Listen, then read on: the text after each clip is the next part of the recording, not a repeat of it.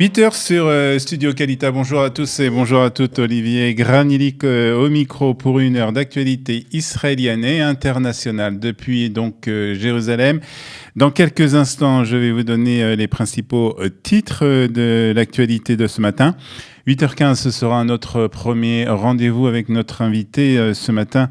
Il s'agit du professeur François Heilbronn, vice-président du Mémorial de Paris, avec lequel nous parlerons du transfert du corps de Simone Veil et de son mari au Panthéon. 8h25, Eliana Gerfinkel sera avec nous dans le studio pour nous parler de la page historique de aujourd'hui, et puis 8h35, la revue de la presse et des médias israéliens, et 8h50, notre second invité ce matin.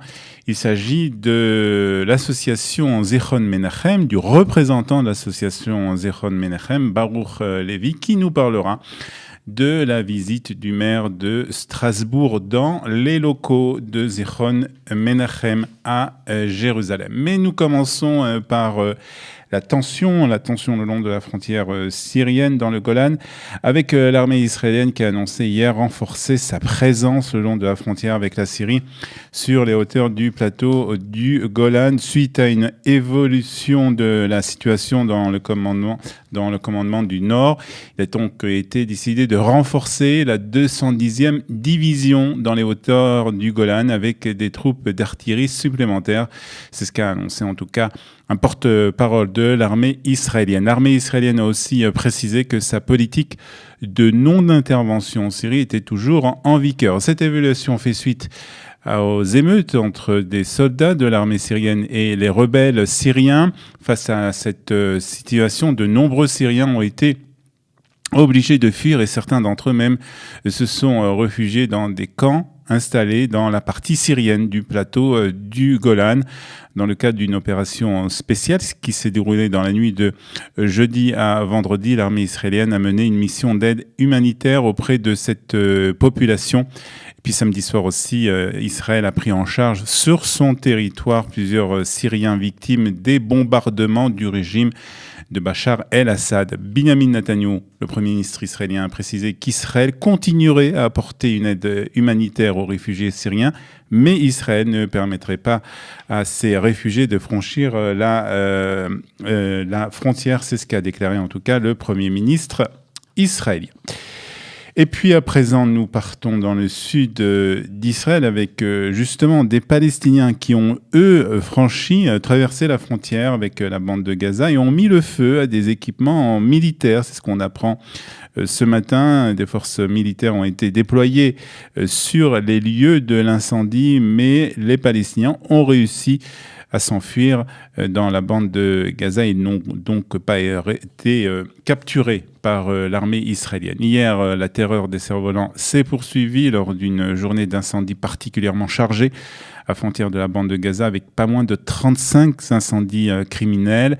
L'armée israélienne a aujourd'hui la capacité, nous dit un porte-parole de l'armée israélienne, de détecter les ballons et les cerfs-volants incendiaires, et environ 2/3 de ceux qui sont envoyés vers Israël sont interceptés par divers moyens.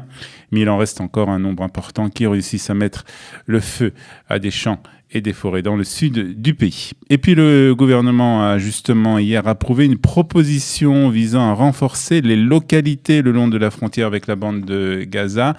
Il a été en effet décidé que le ministère de l'égalité sociale dirigé par Gila Gamliel favorisera 2 programmes gouvernementaux d'un budget total de 5 millions de shekels.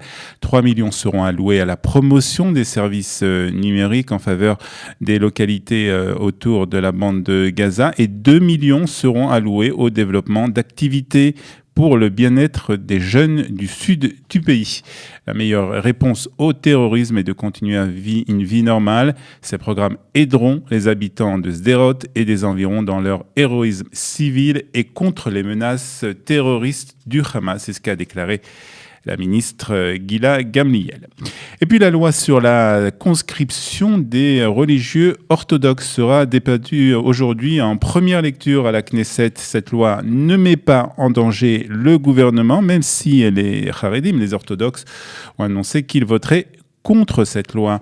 Le parti de Yair Lapid, qui se trouve dans l'opposition, a annoncé qu'il voterait pour la loi, donnant ainsi une large majorité au gouvernement. La nouvelle législation propose des quotas annuels minimaux pour l'enrôlement des ultra-orthodoxes qui, s'ils ne sont pas respectés, entraîneront des sanctions financières. Le ministère de la Défense a qualifié la proposition d'arrangement durable, réaliste et pertinent. Hier, le Premier ministre a rencontré les responsables des partis orthodoxes qui ont convenu de ne pas renverser le gouvernement. Pour le moment, en fait, aucune formation au niveau de la chute du gouvernement actuel. Seul le Likoud profiterait d'élections selon des sondages qui sont parus ces dernières semaines. Seul le Likoud donc profiterait des élections s'ils avaient lieu dans les prochaines semaine. Et puis la France rend hommage à Simone Veil. Simone Veil est entrée hier avec son époux Antoine au Panthéon. Avec Simone Veil entre ici ces générations de femmes qui ont fait la France sans que la nation leur offre la reconnaissance et la liberté qui leur était due, a estimé le président de la République Emmanuel Macron lors d'une cérémonie officielle qui s'est déroulée donc au Panthéon aujourd'hui. Par elle, justice leur soit à toutes rendue, il a ajouté devant la famille de Simone Veil, de nombreux responsables politiques et communautaires, ainsi que des milliers d'anonymes. Peu avant 10h30, hier, les cercueils de Simone et Antoine Veil avaient quitté le mémorial de la Shoah, où les Français avaient pu rendre un dernier hommage à l'ancienne députée pendant 48 heures. Sous les applaudissements d'anonymes, ils ont rejoint donc la place Edmond Rostand et ont remonté lentement la rue jusqu'au Panthéon, sous les notes du Kol Nidre et de la chanson Élie, à 8h15, dans quelques minutes, nous serons avec François Heilbronn, le professeur François Heilbronn, qui nous parlera de cette cérémonie qui s'est déroulée hier au Panthéon. Et puis, découverte archéologique importante dans la période des 3 semaines, cette période qui commémore le souvenir de la destruction de Jérusalem. Il s'agit d'une pièce de monnaie datant de 69 avant Jésus-Christ qui a été retrouvée. 69 avant Jésus-Christ, donc c'est la veille de la destruction du Second Temple. Sur la pièce, on peut lire en hébreu ancien la rédemption de Sion, et sous cette légende apparaît une coupe.